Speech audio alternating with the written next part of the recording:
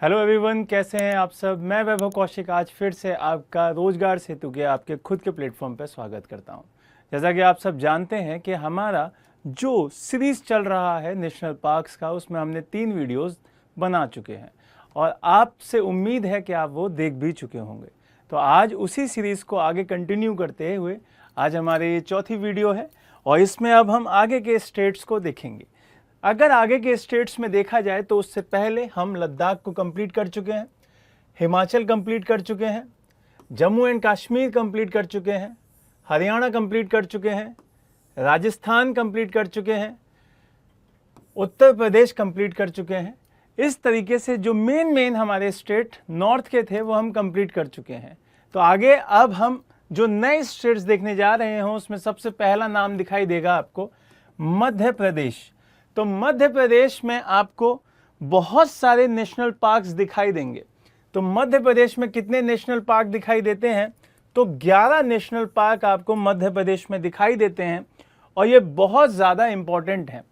क्यों? क्योंकि यहाँ पे कई नेशनल पार्क ऐसे हैं जो कि अपने आप में एक बहुत बड़ी चीज़ें लेके अपने साथ रखते हैं।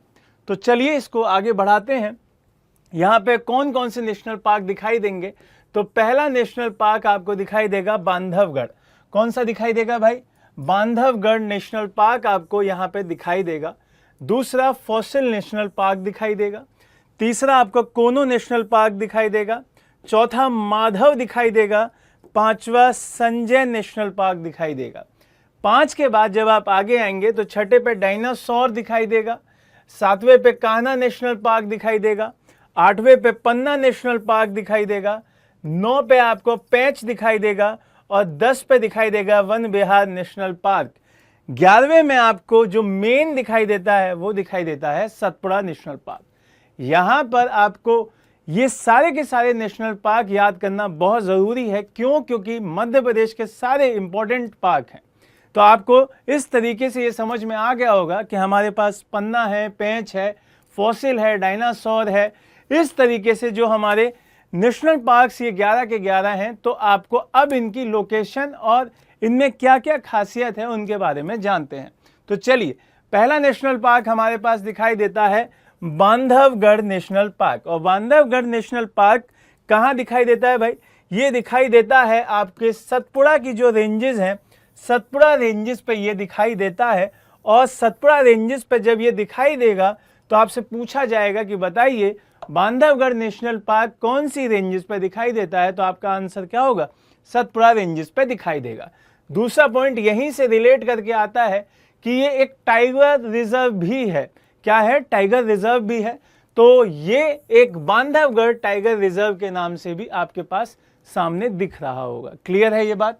यहाँ पर इसकी फॉर्मेशन ईयर की बात की जाती है कि ये फॉर्मेशन ईयर इसका क्या है, तो वो आपको पता चल जाएगा कि इसकी फॉर्मेशन ईयर दिखाई देता है आपका 1967। कितना दिखाई देता है भाई? 1967 इसकी फॉर्मेशन ईयर दिखाई देती है। और ये कई बार पूछा गया है आपसे कि इसकी फॉर्मेशन ईयर बताइए।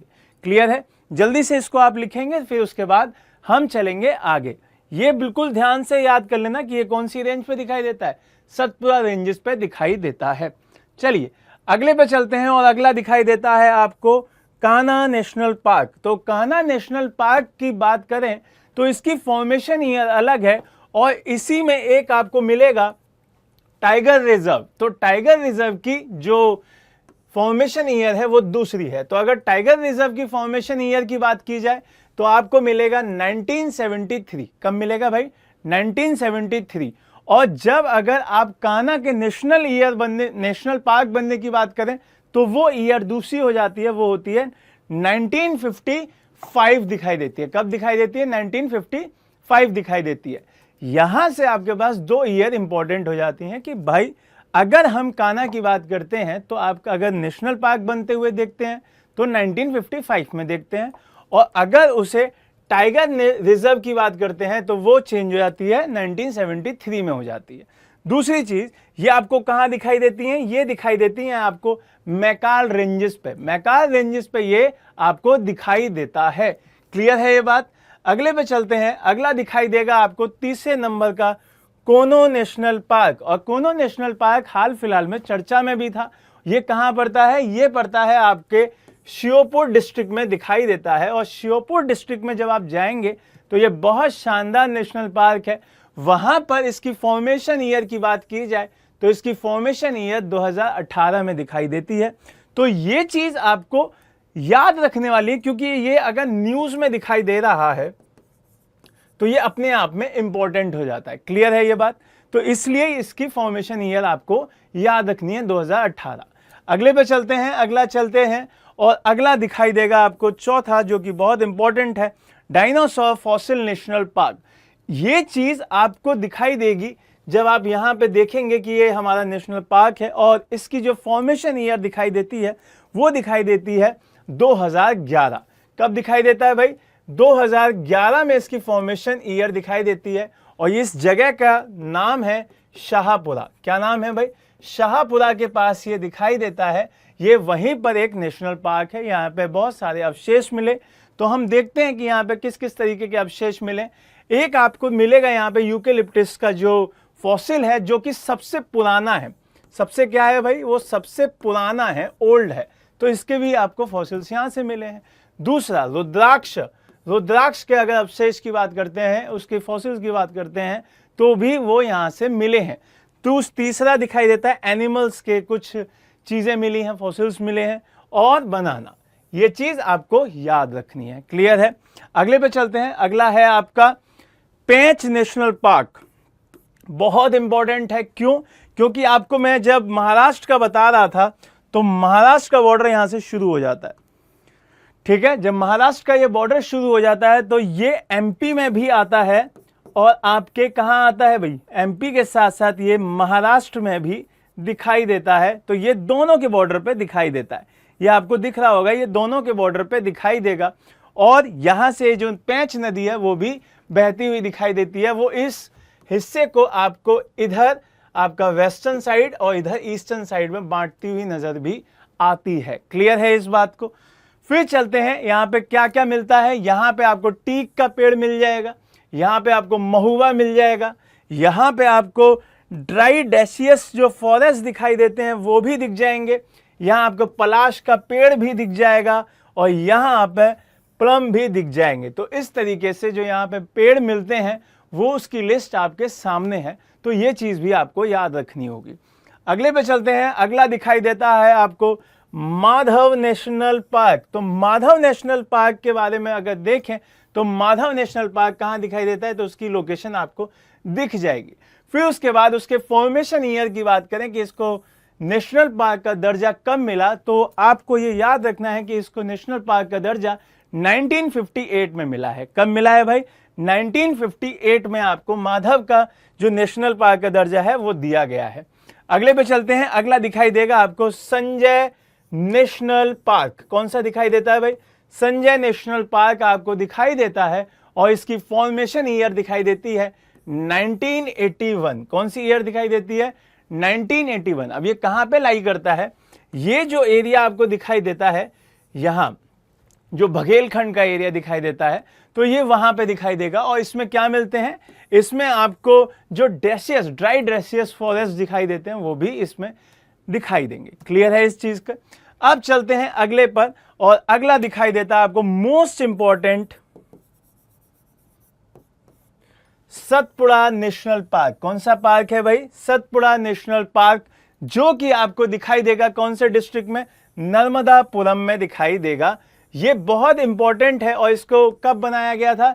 ये बनाया गया था 1981 में नेशनल पार्क। ठीक है? तो आपसे पूछा जाएगा कि 1981 में जब आपका एक नेशनल पार्क बना, जो कि कहां बनाया जा रहा है? ये नर्मदापुरम में, तो उसका क्या नाम था? तो उसका नाम था भाई सतपुड़ा। और सतपुड़ा सीधे सीधे आपको दिखाई दे रहा होगा, एक रेंजेस के नाम पे दिया गया है। और वो रेंजेस कौन सी हैं? वो रेंजेस हैं आपकी सतपुड़ा रेंजेस। इस बात को ध्यान रखेंगे और अगले नेशनल पार्क पर चलेंगे। और अगला नेशनल पार्क आपका दिखाई देता है वन विहार नेशनल पार्क। कौन सा नेशनल पार्क है? वन विहार नेशनल पार्क। और वन विहार अगर नेशनल पार्क आपको सामने दिखेगा तो इसकी अब लोकेशन की बात की जाएगी। तो लोकेशन ये आपके मध्य प्रदेश की कैपिटल में दिखाई देता है। कहां दिखाई देता है भाई? मध्य प्रदेश की राजधानी भोपाल में दिखाई देता है और इसके बनने का जो फॉर्मेशन ईयर है वो दिखाई देगा 1979। कब दिखाई देता है भाई? 1979 में दिखाई देता है। इस चीज को याद रखना है। और यहां पर अब जो हमारे नेशनल पार्क थे वो यहां खत्म होते हैं। अब अगला स्टेट दिखाई देता है छत्तीसगढ़। छत्तीसगढ़ में जो नेशनल पार्क की संख्या है वो कितनी है भाई? Total number of national park इन छत्तीसगढ़ वो दिखाई देते हैं 3। अब वो 3 कौन कौन से हैं उनकी बात करते हैं। चलिए, पहला जो दिखाई देता है वो दिखाई देता है गुरु घासीदास नेशनल पार्क। कौन सा दिखाई देता है? गुरु घासीदास नेशनल पार्क। दूसरे पे आते हैं तो कंगड़ नेशनल पार्क आता है। कौन सा आता है भाई? कंगर वैली भी नाम इसका है, या कंगड़ नेशनल पार्क भी बोल सकते हैं। तो दूसरा ये दिखाई देता है। और तीसरे की बात करें तो इंद्रावती नेशनल पार्क दिखाई देता है। तो 3 याद रखना है आपको। पहला याद रखना है कि हमारे पास गुरु घासीदास है, दूसरा कंगर है और तीसरा इंद्रावती है।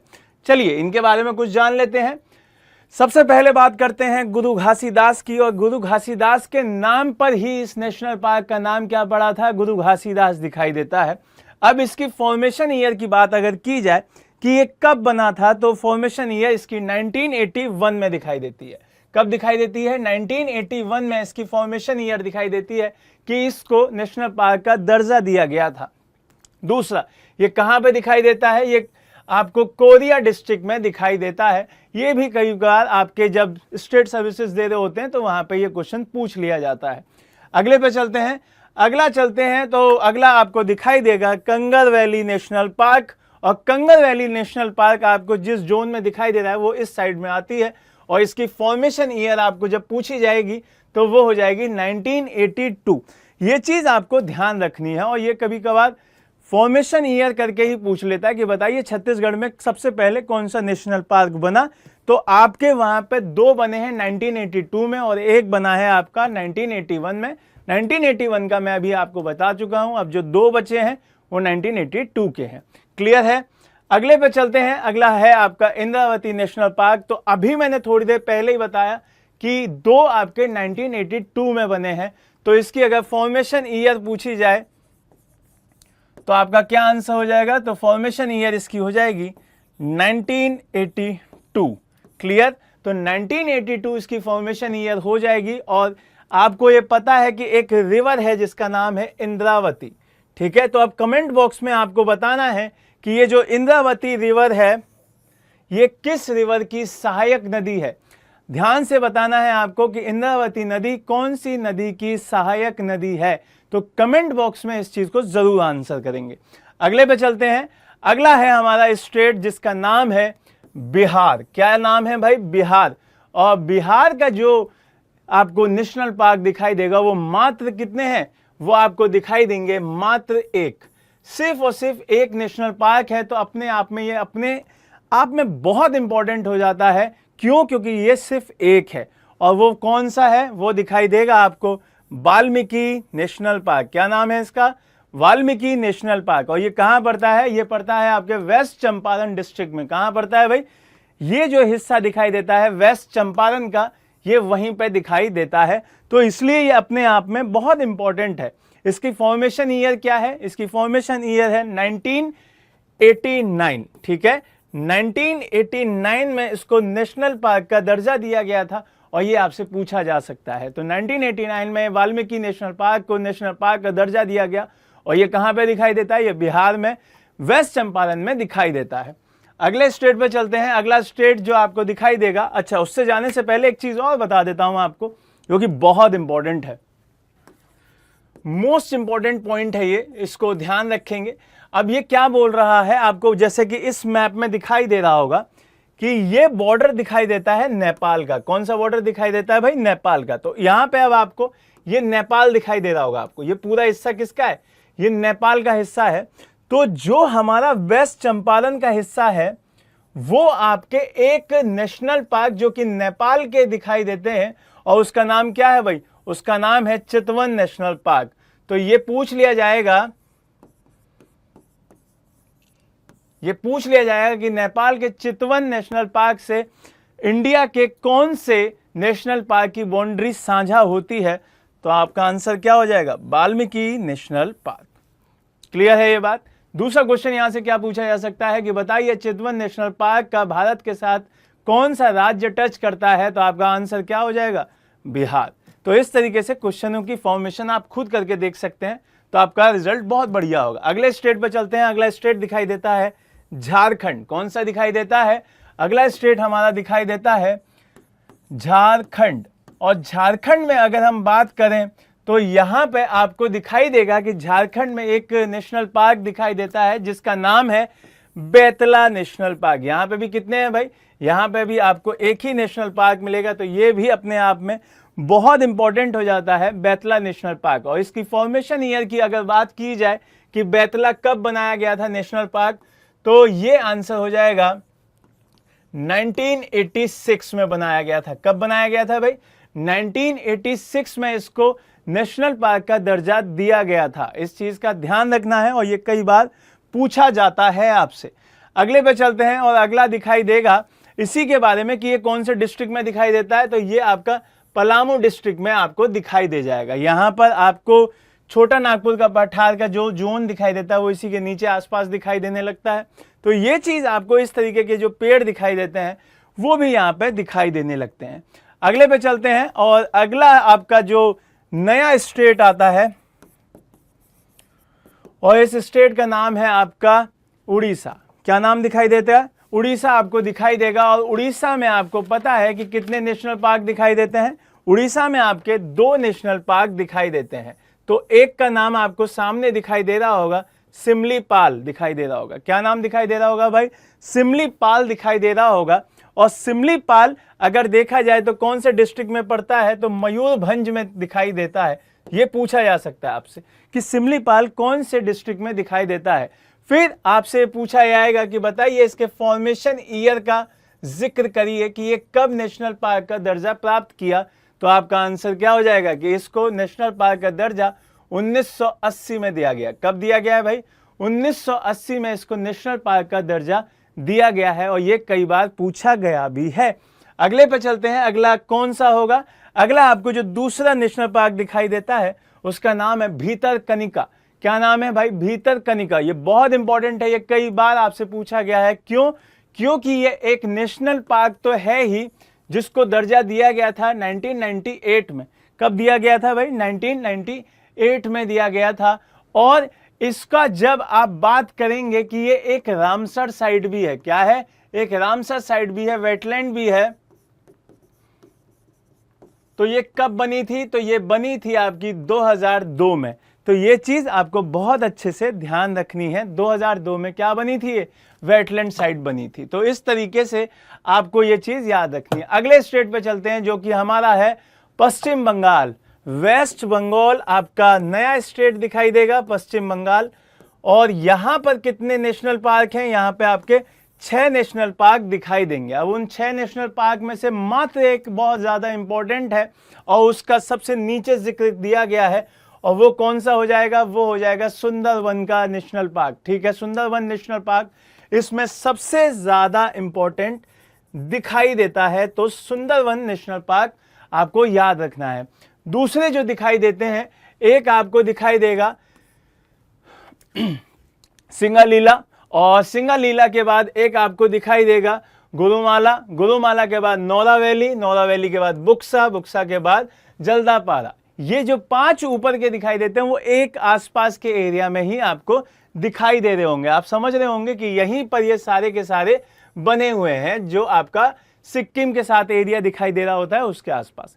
क्लियर। लेकिन सुंदरवन सबसे नीचे दिखाई देता है और वहीं पर आपको सुंदरी वृक्ष, मैंग्रोव वगैरह सब दिखाई देते हैं। तो चलिए इनके बारे में थोड़ा सा जान लेते हैं। सबसे पहले आपको दिखाई देगा बुक्सा नेशनल पार्क। क्या नाम दिखाई देता है, बुक्सा नेशनल पार्क। और नीचे एक फोटो भी दिखाई दे रही होगी जो कि एक टाइगर की है। क्यों, क्योंकि एक टाइगर रिजर्व भी दिखाई देता है, तो बुक्सा टाइगर रिजर्व भी ये दिखाई देता है। चलिए इसके बारे में एक दो चीजें और जानते हैं बुक्सा नेशनल पार्क के बारे में, कि बुक्सा नेशनल पार्क आपका कब बना, और ये बना था 1992 में। कब बना था भाई, 1992 में नेशनल पार्क का इसको दर्जा दिया गया था। चीजें क्लियर हो रही होंगी आपको, नोट्स बनाते चलना भाई, ठीक है। अगले पे चलते हैं। अगला है आपका गोरुमारा नेशनल पार्क। कौन सा है भाई, गोरुमारा नेशनल पार्क। तो इसको नेशनल पार्क का दर्जा कब दिया गया था?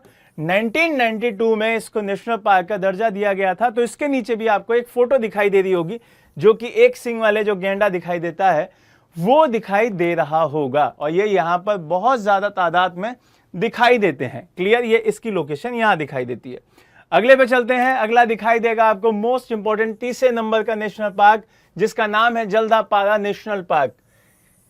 जल्दापारा नेशनल पार्क के बारे में अगर मैं बताऊं आपको कि इसका नेशनल पार्क का दर्जा 2014 में दिया गया। कब दिया गया?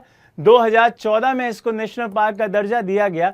यहाँ पे कई सारी प्रजातियां मिलती हैं जानवरों की, और वो कौन कौन सी हैं? एक आपका हॉर्न राइनो दिखाई देता है, एक आपको सांबर दिखाई देता है, और एक आपका एशियन एलिफेंट्स दिखाई देता है।